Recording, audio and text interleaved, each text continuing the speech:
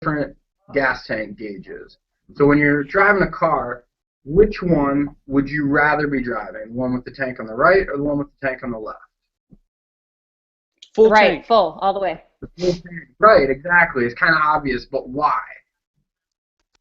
So you can go somewhere. You can get. And I have more confidence. I'm not worried and nervous. Yeah, right. If you got an empty tank, you don't know when the car's going to run out, how far you can go, how much time you got left, where the next gas station is, right? When you got a full tank, you're not worried about that. You're just focused on your task at hand, driving, the safety of your vehicle, all those things. So that's kind of what we're looking at here. With the empty tank, you can't expect to go very far, whereas with a full tank, you can go a long way. So then with that, we want to think of what do you get out of an athlete that has an empty emotional tank versus an athlete that has a full emotional tank. So if I'm an athlete or you have athletes on your team with an empty emotional tank, what are some tendencies they may have? Are they going to be more positive or more negative? Negative. Negative. Probably negative or quicker to lean that direction, right? And then in practice or in games, if they have an empty emotional tank and they come across challenges or adversity, are they going to be more apt to push past those challenges, or are they going to be real quick to give up? I think they're going to give up pretty quick. Yeah. Probably give up quicker, right? And then does that make it easier to coach them or more difficult? Difficult. Much harder. Very difficult. Yeah. So you see that with the empty tank, the athlete's going to be more pessimistic. They're going to give up easily. And it's going to be difficult to coach them because as you're trying to win games and you're trying to get across X's and O's and strategies, they're not going to be able to focus on that. Whereas with a full tank, it's obviously going to be the exact opposite. So if they're pessimistic with an empty tank, what are they going to be with a full tank? Optimistic. Optimistic, positive, right? And then when they come across those same challenges or same adversities, are they going to be able to push past them, or are they going to give up like with an empty? They'll stick with it better. Probably, yeah. They're more stick with it. They're going to push forward, or they're going to work a lot harder for themselves and for the teammates. And then that in turn is going to make them more coachable, right? And that's the goal, so that we can actually win games and focus on our statistics and our strategies when they have a more full emotional tank. So, first time I went through the Double Go coaching seminar, I got to this stage and I was so eager to learn how to do it. How do I fill tanks? How do I make this happen, right? But also as equally important is understanding the things we do as coaches that can drain tanks that we might be doing subconsciously. So to take a look at a couple examples of those, some things we do as coaches we may not know we're even doing them, like criticisms or corrections have a tendency to drain tank if they're not done properly. Sarcasm as a form of humor in practice, ignoring players, and then how we use our nonverbals are all very important and have a tendency to drain emotional tanks. One thing that I struggle with is sarcasm, and I did immediately when I was presented this the first time. I saw that word sarcasm, and I'm more apt to use sarcasm as a method of humor, and the kids just don't always get that. And so you're trying to make light of things and trying to crack jokes and get people laughing sometimes in practice to keep it light, but you have to realize that they don't have that same sense of humor. And also when they're competing and they're in that competitive atmosphere, they don't necessarily want to crack jokes. And so it's harder for them to relate to that in the moment, especially when the sarcasm sometimes can hurt their feelings. So the emotional tank can be drained in ways that we didn't intend it to. So you have to make a conscious effort to avoid a lot of these tendencies. So then once you kind of get a good idea of that, then let's look at what can we do to fill tanks. So now we know we're not draining them. So now we have kids coming in and they're at a neutral state. We're not bringing them down any further, right? So how are we going to bring them up? How are we going to pump them up? So truthful, specific praise is a really great way to do that. The reason why we're cognizant of using the words truthful and specific is that generally generalizing positive feedback is not taken to heart by athletes. So they know, if you're just like, great job or good job out there, they're not really going to take that to heart. It's not going to fill their emotional tank like they have intended it to. So you want to make sure that you're telling the truth, that you actually believe in the feedback you're giving them, and that it's specific. So yeah, great job is not going to be good, but good effort out there, or great form, even though the player may have missed the shot, they may have portrayed good form or a good follow through, something that you might be working on with them specifically. Expressing appreciation, so things that they've done that you appreciate on the field may not have yielded a successful outcome, but that's the kind of tendency you want that athlete to have going forward. And so it doesn't matter that the outcome wasn't there, it's more how they did it. And so express your appreciation for that effort. Listening to them, ask them questions, ask them to kind of solve their own questions in their mind about how things went, what could you have done differently, what are we going to do in the same situation in the future, things like that, to get them thinking about it, and then allow them to talk and just sit back and listen.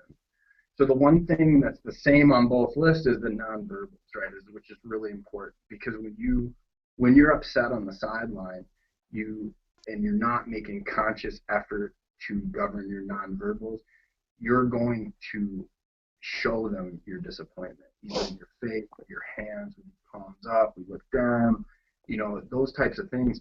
Not only is that affecting the athlete on the field that may have just failed at something and is looking back at you for feedback, but you have an entire team most likely on the bench that's also seeing that. So you're affecting a lot of players with your nonverbals, and you may not be cognizant of it. And so all those guys on the bench are now looking at you going, oh, wow, now if I make a mistake, this is what coach is doing on the sideline, and that's going to affect the way they think going forward. So statistics and research is showing this magic ratio for positive feedback to critical feedback. And so I guess a fun activity is just take a shot at it. What do you guys think this magic ratio is? Throw out numbers. I think it's 2 to 1.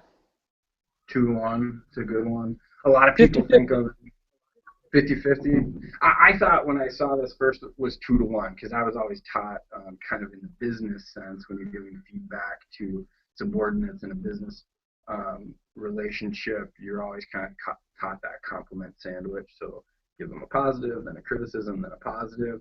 But I think people may see through that more, and it's not the buffer that it's intended to be. So the magic ratio that we're seeing is actually a 5 to 1. So 5 positives to 1 criticism. And they don't have to be so elaborate that it's really difficult to come up with them, but you do need to have those 5 kind of buffer feedback items to that one real critical piece, so that the athlete gets pumped up enough where he can actually take that criticism then and make it constructive. So, a big thing with the magic ratio is making sure that your athlete's in a good emotional state to take the feedback that you need in order for them and for your team to be successful, right?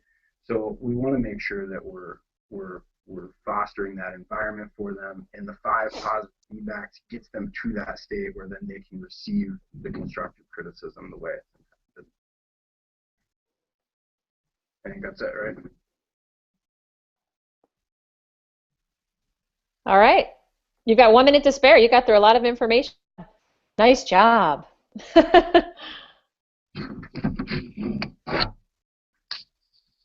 That's tough. It's tough to do as much as you did in 9 minutes. So that was well done.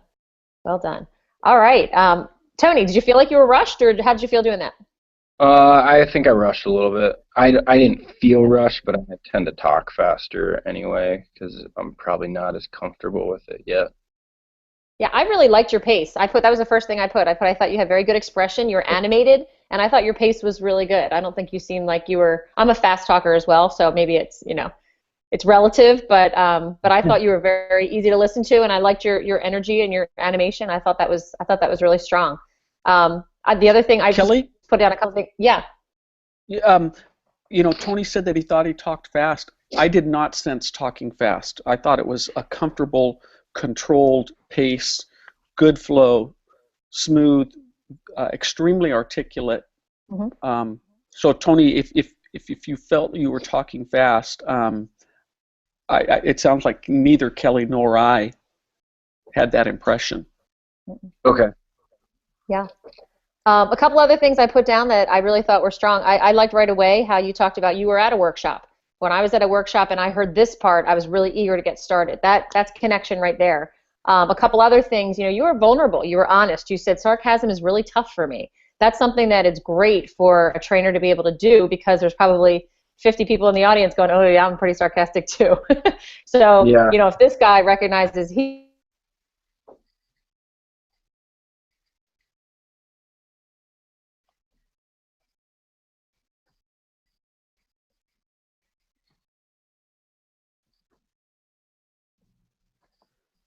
Tony, does it? Are you able to hear Kelly?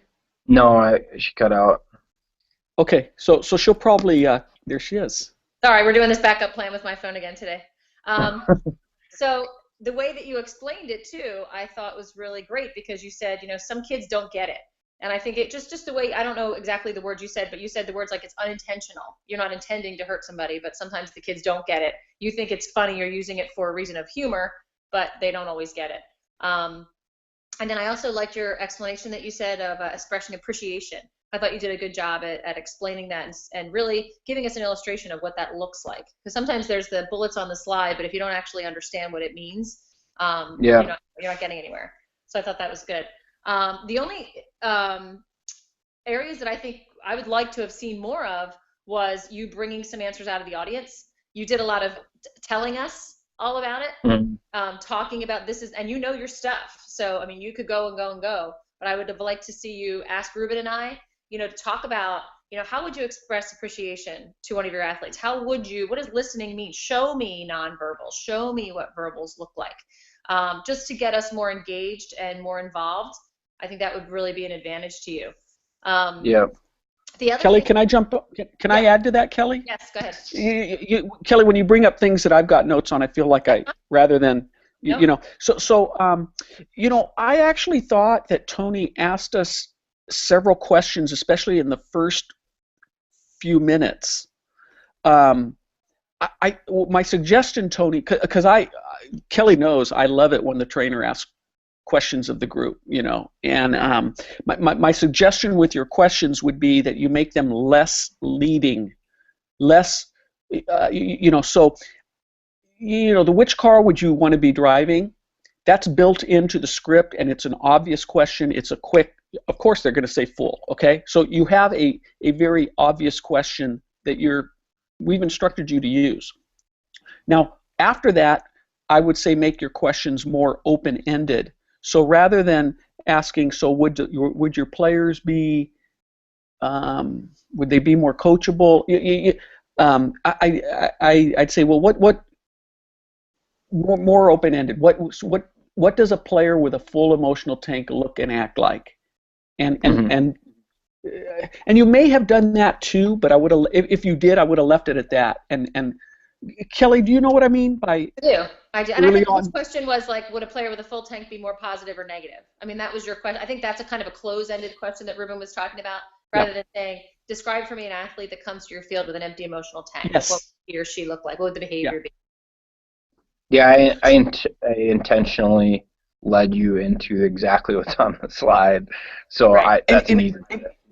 I think you're going to get the answers you want out of us without being so leading, and and that'll allow us to feel like it's more of our own, as opposed to us just telling you what you wanted us to say. It's a small, subtle difference, Tony, that I'm confident you'll be able to make.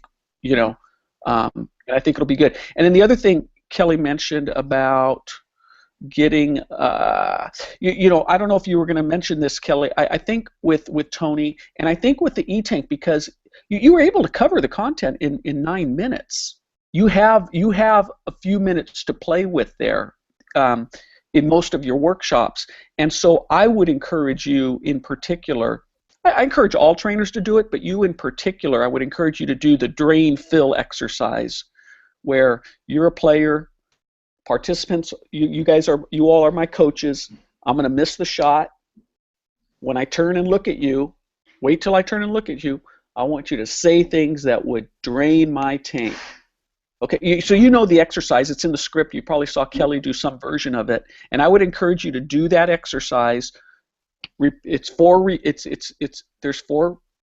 do it 4 times in succession. The first time they're going to, and you miss the shot every time, or you make the mistake every time, and it's verbally drain my tank, and then the next time it's verbally fill my tank, nonverbal drain, nonverbal fill. And it'll probably take you about 3 minutes to do that exercise. But it's a great way of accomplishing, I think, what Kelly was talking about. And people have fun and they laugh about it. And it's probably more than any other part of this workshop as it's currently designed. It's the one time where we actually have them practice coaching skills. They get to verbalize or act out their response to a player. Thanks, Kelly. Mm-hmm. Yeah, and I actually even took it one step further from a suggestion of somebody in this course last night. I did a tank filling contest. I had athletes and broken up into 2 sides of the room, and we were actually doing rock, paper, scissors, and whoever lost, they had to fill their tank, and the coach who was there also had to vote to see which one was better, which side of the room was better tank fillers. And it was the athletes just got so into it. It was really fun, and they had to be truthful. They had to be specific. They had to use nonverbals. They had to, so it was really neat. It brought out the competitiveness in them in a good way. So that was cool. The only other suggestion is more just for your sake, Tony. It's not necessarily something you brought up. I like when you said, take a guess the ratio, and then you